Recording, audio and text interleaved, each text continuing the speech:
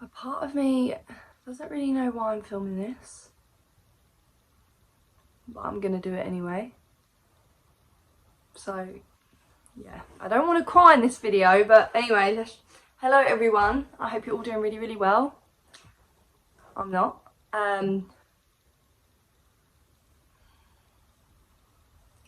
Fuck's sake.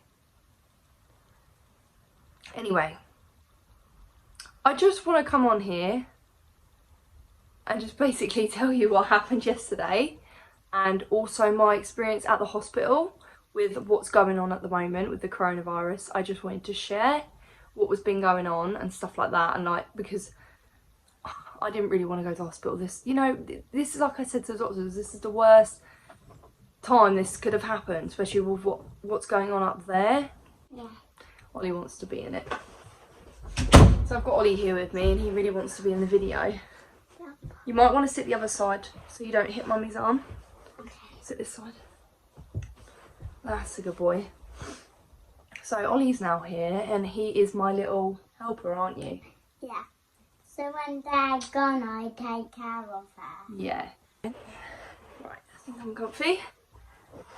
We're going to start this video again. Ollie really wanted to be in here while I filmed this, but I couldn't concentrate properly with him sitting there and talking to me and touching me all the time. I just couldn't concentrate. Anyway, let's get back into it where we were. So yeah, we went on a really nice bike ride yesterday. And like I said, I was on Tom's push bike and he was on mine, pulling Ollie in the trailer, because it's hard work pulling them trailers. If you've not done it, you don't know, but it's really hard work. Burns the legs. So yeah, we just went for a really nice bike ride. We were out with his parents as well. They were both on their bikes. And yeah, we went to a nice little place and stuff like that. And then we were biking home. And I was sort of coming down. Yeah, it was sort of, I guess it was sort of a, it wasn't, sort of a slope sort of thing. And there was like loads of gravel.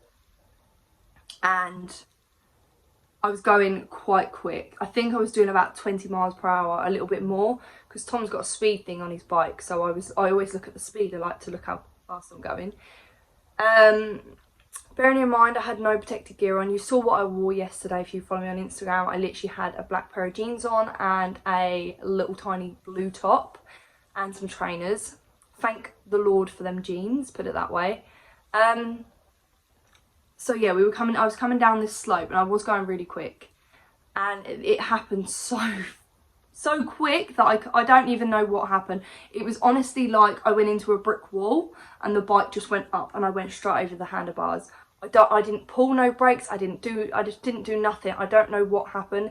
And this is what's frustrating me, is because I don't know what happened when I did it. And it was such a shock that I literally, well, I went flying down the hill, went straight over the handlebars. The bike was on top of me. The bike actually smacked me in the side of the head. And I have got a bit of a lump on my head here from where it smacked me. But yeah, as I come down, the bike landed on me.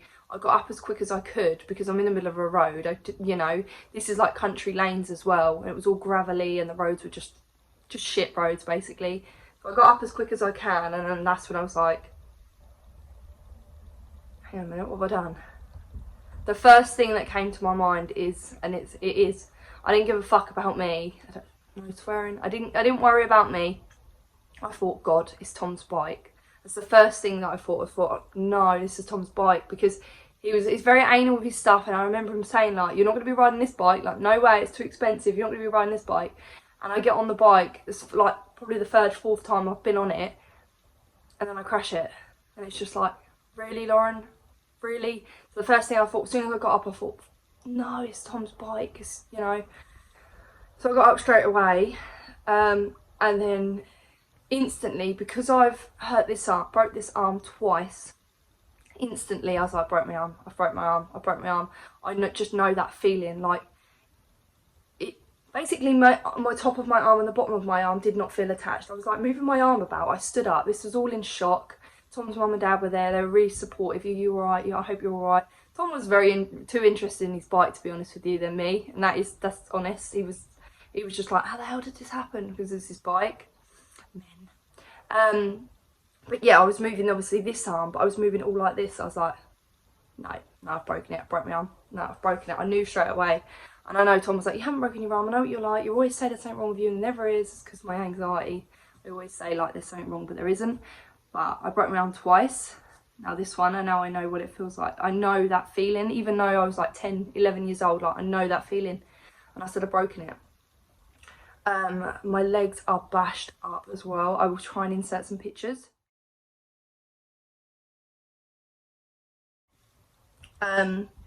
Well, all my knees bashed up, all here is bashed up. This looks awful. Like all my skin is just scraped off, and then I've got bruises all down my leg, and then I've got a lump in my head here from where the frame come around and smacked me in the head. And I have got a bit of a headache, but I'm staying on top of the ibuprofen and paracetamol.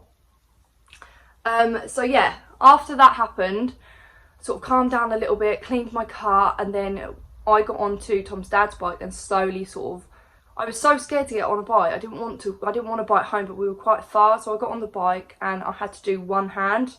So I held this, and this one was literally like, I cupped my arm. If you guys can see how I am at the minute, this is how I am.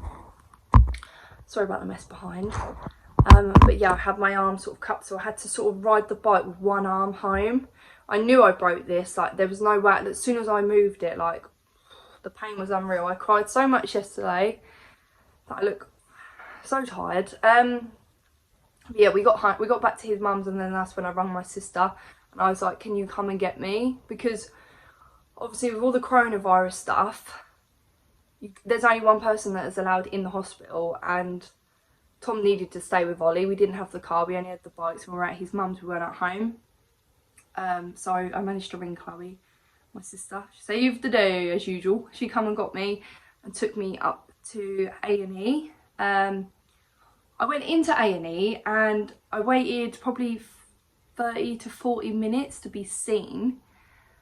And I was seen with these young nurses, and they checked all of my temperature and my blood pressure. Blood pressure was fine, but what concerned the nurses was my temperature. It was 37.9, I think it was, so it was quite high.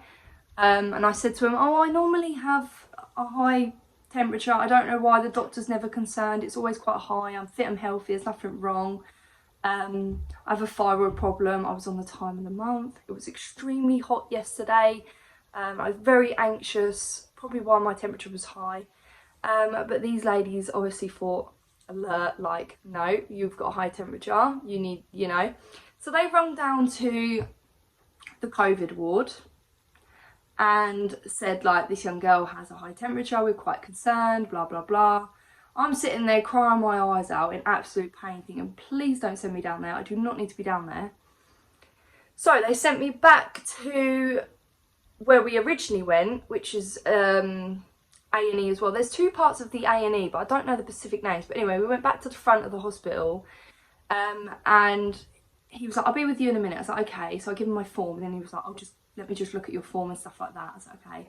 And then he comes back out, this man, and he was like, you're gonna have to put this mask on and come with me. And I was like, why? He was like, well, the reason they've sent you over here is because we're really concerned of your temperature. So we're gonna have to put you in the COVID ward. And I was like, that's when I was like I'm quite someone that, like, I get my sister or my mum to do all the talking, but when, I don't know, I just felt like I wanted to put my foot down. I was like, I'm not going on that ward. I'm not ill. There's nothing wrong with me. I don't need to go on the ward. I've got a high temperature. I've always got a high temperature. And I was just like constantly like talking and just saying like, I don't need to go on there. And he was like, you need to come with us. You either want to be seen or you don't. And I was looking at my sister and I was like, what do I do? So I put the mask on and walked round to the outside of this building. I went into the bit where they take the coronavirus patients through to get to where it was. So I was there and I was waiting. He dropped me off and then he went.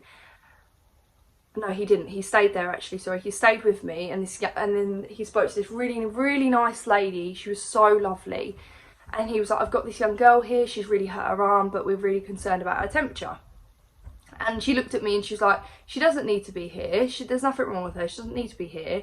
He goes, "Why are you all sending her here?" And he's like, "Because of her temperature." She goes, "But she's you know, we would be concerned if she was in a bed and she couldn't breathe, and, you know, more than that, I was walking around, I was fine apart from my arm.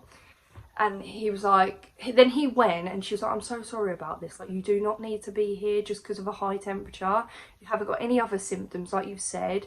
You've got your anxiety, your mental health, your thyroid problem, you're on the time of the month, it's hot outside, it's completely understandable. So when we got outside, she walked me around, she was so lovely, she was so helpful. I took my mask off and I just had a little chat with her of what I've done today and stuff like that, and I was just saying, like, thank you so much for not putting me in that ward with someone with me with really bad health anxiety. Even me going through that double doors, I would have just constantly thought I've got coronavirus and I was going to die. So I'm so thankful she didn't. Also, I was like 4 meters from the door that they go in, and I had my mask on, and I kept just slowly walking backwards away from this door because it kept opening. Like, the door kept opening, so I was really paranoid that I was going to breathe in the air. I was just, that's how I am. So I was just like walking back. Anyway, I just kept holding my breath every time I opened the door. I was like, no, I don't want to get ill, please. I know it was silly, but that's me, that's how I am, even though I had a mask on. So anyway, yeah, she took me back to where I went originally. And they were like, oh, she's back. And the lady was like, she doesn't need to be over the coronavirus ward. There's nothing wrong with her. She's got a slight high temperature. This is not ringing bells. This is not very concerning for us. She's fine. She just needs her arm and her shoulder and her wounds checked. And they sat me down, and within 40 minutes, I saw this really lovely man. He took me round and he checked my arm and told me to do some like hand movements and stuff like that. I couldn't really do it very well. And then he was slowly moving my arm. I was swearing quite a bit, but like mumbling it. And I said, I'm so sorry, but I said, it's so painful. And he was like, it's fine, just swear, it's fine. So it was really, really painful. So he did a few exercises, and then he put this over me. And he then put me back out into the waiting area. And then he said, like, right, let's walk round to the x-ray. So we walked around the x-ray. I was literally standing at the x-ray thing for like 2 minutes and got called. It was really, really quick. And then another young man was helping me like position my arm and stuff like that to get these pictures. And it was so painful. And that's the pain that I remember from when I broke this arm twice. I remember like moving my arm into the right position for them to get the picture. It was so incredibly painful. Like, nah, I'm still in a lot of pain at the minute, but I'm dosed up, so I'm dosed up. That's all that matters, and I'm icing quite a bit. So, but yeah, he x-rayed me, and then I went round and I waited for about another 40 minutes, and then the young man called me in. We walked round to the room, and I sat down, and he showed me the x-ray, and he was like, "You broke your arm," and I was like, "Knew it. I knew it. I always know. Like, when something's really bad's wrong, I just know." And he's like, "Yeah, you've broke your arm." I don't know the technical terms for it. I really should have took a picture of the x-ray. I'm now really pissed off that I didn't. But I basically broke my elbow. So I was like, great. So I was like, okay, so you're going to have to put me in a cast, right? And he was like, no, we don't really want to stick you in a cast because of the way you've broken it. I was like, what? I was like, so what am I going to do? Am I going to be like this for 6 weeks? And he said, yeah. I said, right. I said, well, I broke this one twice and I was in a cast twice. He was like, yeah, but it was a different break, wasn't it? I was like, sort of, yeah, but anyway. And yeah, he said, like, the best way for this to heal is like this and not in a cast. And I've never heard that before. I've always been, well, if someone breaks something, they put it in a cast, don't they, really? So when he said he was just leaving it like this, and then other doctors come over and said, yeah, because of the break, it's fine like that.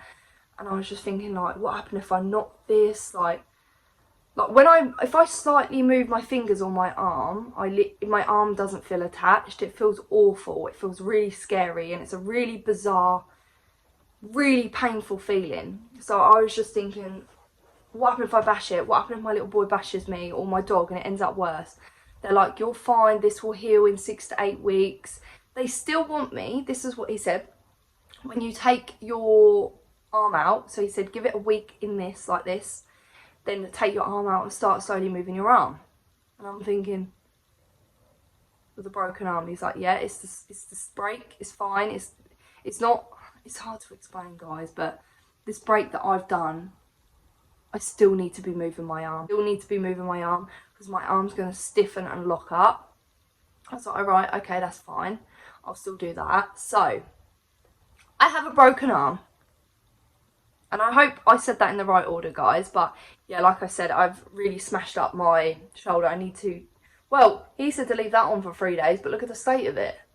I think I really need to change that and clean that. So, yeah, I've done on my arm, side of my head, and my legs. But, like I said, I would have inserted a picture of my legs and stuff. Not very nice, but I'm going to show you anyway. I'm going to share my experience. But I just want to say how scary the whole hospital situation was. And there was a police officer in there that broke her arm as well. She was trying to tackle someone that done something naughty, and she was trying to put him in handcuffs, and he broke her arm. And then there was a little girl next to me, bless her, that fell off her bike that day and broke her wrist. So a lot of people, like, they're having a lot of injuries outdoors, and I was like, that's because everyone's stuck in with what's going on and they want to get out into the nature, and then they end up hurting themselves. So they saw a lot of people that have hurt themselves outdoors or on a bike or on a scooter or something like that. But yeah, I just wanted to say how amazing that the young man was that saw me about my arm, and the lady that said she does not need to go in that ward, like, what is wrong with you all? I just want to say how amazing the NHS were. I have to be honest, some of them were just, they didn't listen, and they were not as caring as others. But yeah, that lady, she was about 50, 60, and no, not 50, 60, late 40s, early 50s, I'd have said. And she was so lovely. She was like, I'm so sorry with sort of how things are going. Like, you don't need to be in this corona ward. Like, I know how scary this is for you with someone with anxiety, because her daughter has it.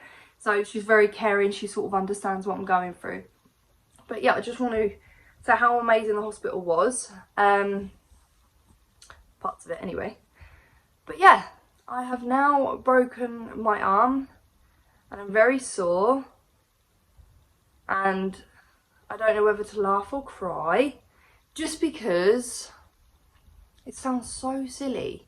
But this weren't just like a little, like, oh, I've fallen off my bike. I was hossing, mate. I was hossing on my bike. And I come, well, Tom's bike, and I come flying off. But I ride bikes. I've ride motorbikes. Like, I'm pretty damn good on a bike. But for this to happen on a bike, like, I was that person that was like, I won't fall off a bike. I don't need a helmet. And then I fall off my bike. Typical. Don't say them things, guys. I feel like I've said it and it will happen. But yeah, what annoys me is, I said to him, like, he goes, you okay? I said, all I did was cry. I said, he said, are you okay? I said, yeah, I'm alright. I said, but I'm worried. He goes, what's wrong? And I said, I'm worried because, and I laughed and sort of cried.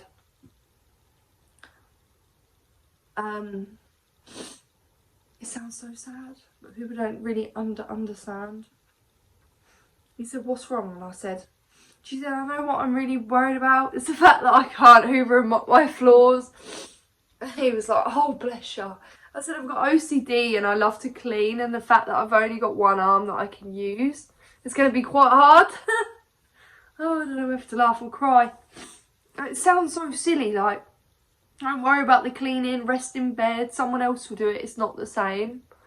It sounds so silly. Like, this could be so much worse. I didn't have a helmet on. I could have broke my neck. I could have smashed my skull. Do you know what I mean? And I know there's a lot worse things going on at the minute, but this is my life and I'm sharing it. But yeah, it sounds really silly, but that's what I was worried about. The fact that I can't wash and hoover my floors. Whew. It is silly, but cleaning is, it means a lot to me. I love to clean, so the fact that I can't do that right now is just very frustrating, because I would love to go downstairs and hoover and wash my floors right now, but I can't. But yeah, I don't know why I'm crying. I'm crying because I'm annoyed and I'm frustrated and I'm in a lot of pain, and I'm angry at myself for what I did. I'm really angry, but I don't know how this happened, but I don't know how I fell off that bike. All I knew is I was going really, really fast. that's it. I've ridden bikes all my life. How the f has this happened? I've fallen off bikes so much worse than that. I've not broke a bone. I have got really skinny, lanky, snappy looking arms though, haven't I? So I don't know.